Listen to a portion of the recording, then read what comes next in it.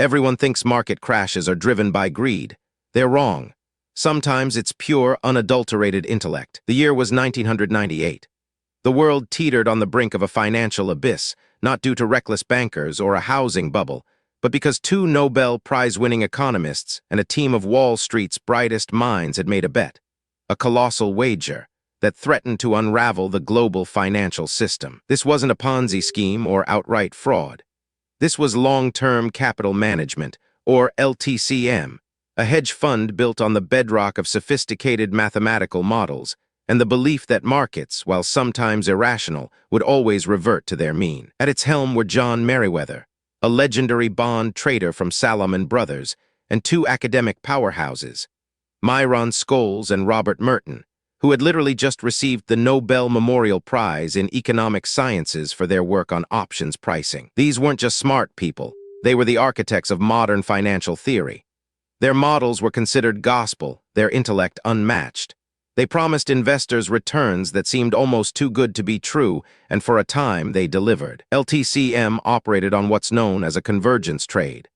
They'd identify tiny price discrepancies between highly correlated assets, like two different government bonds that should trade similarly, and bet on those prices eventually converging. This strategy relied heavily on leverage, borrowing massive amounts of money to amplify returns on these small, seemingly risk-free bets. Their balance sheet eventually swelled to over $100 billion on just a few $1 billion of equity. For years, it was a gold mine. LTCM boasted annual returns exceeding 40% in its early years, attracting capital from major banks, pension funds, and wealthy individuals. They were the envy of Wall Street, the epitome of sophisticated finance. Their models, however, were built on the premise of normal market behavior, what statisticians call a Gaussian distribution. They assumed extreme events, black swans, were exceedingly rare. But markets, as we know, don't always follow neat curves. The first cracks appeared in the summer of 1997 with the Asian financial crisis. Currencies tumbled, economies faltered, and what LTCM considered rare events began to become more common, though not yet catastrophic for the fund. Then came August 1998. Russia, grappling with its own economic woes, defaulted on its debt and devalued the ruble. This wasn't just another emerging market blip. It was a shockwave that reverberated globally. The financial world panicked. Investors rushed to safe haven assets like U.S. Treasury bonds, while riskier assets, including those LTCM was betting on, plummeted. The convergence trades began to diverge wildly. LTCM models, designed for normal fluctuations, were completely overwhelmed. The rare events were happening not just once, but in rapid succession, pushing market correlations and volatilities to unprecedented levels. In a single week, LTCM lost over $550 million. By the end of August, its capital had shrunk by more than 50%.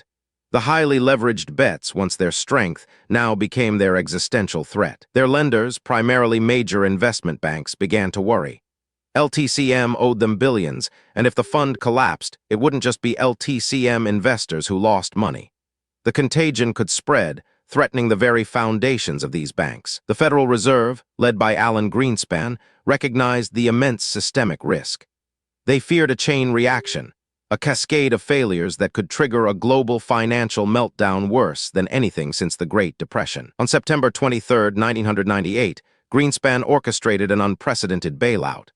The Fed, rather than using taxpayer money, brokered a deal where 14 major banks, LTCM-owned creditors, injected $6 billion into the fund. This wasn't an act of charity. It was an act of self-preservation. The banks understood that LTCM collapse would take many of them down with it, and the Fed understood the implications for the wider economy. The bailout stabilized LTCM, preventing an immediate crash, but the fund was effectively liquidated.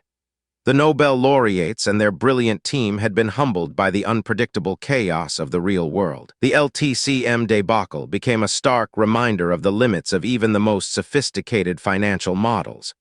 It exposed the hubris of believing that markets could be perfectly quantified and controlled, even by the brightest minds. It also highlighted the concept of too big to fail, where the interconnectedness of large financial institutions means their collapse could trigger broader economic catastrophe, necessitating government intervention. For Meriwether, Scholes, and Merton, their reputations were tarnished, though not entirely destroyed.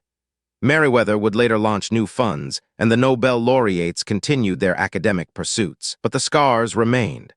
The LTCM episode served as a crucial lesson that complexity doesn't always equate to safety, and that even brilliant minds can be blindsided by events they deem statistically impossible. Its shadow extended far beyond 1998, influencing debates on financial regulation and risk management for decades, especially leading up to the 2008 financial crisis. The market remembers, even if some players forget. To understand the next financial disaster before it hits, join our community of financial history enthusiasts.